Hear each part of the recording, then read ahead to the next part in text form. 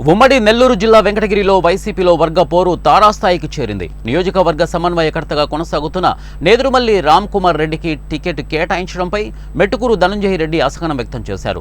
రామ్ కుమార్ రెడ్డి విషయంలో పునరాలోచన చేయకుంటే స్వతంత్ర అభ్యర్థిగా బరిలో నిలుస్తామంటూ అధిష్టానానికి సవాల్ విసిరారు. రామ్ కుమార్ రెడ్డికి వ్యతిరేకంగా ధనంజయ రెడ్డి నిర్వహించిన బైక్ ర్యాలీకి పెద్ద ఎత్తున వైసీపీ కార్యకర్తలు పాల్గొన్నారు.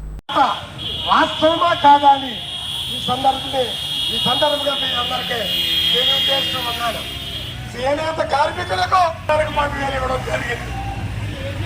ముసలి వారికి ఎలుగొట్టి 6 అయ్యేటప్పటికి 3,000 పెన్షన్ భర్త లేని వారికి కానీ వృద్ధులకు కానీ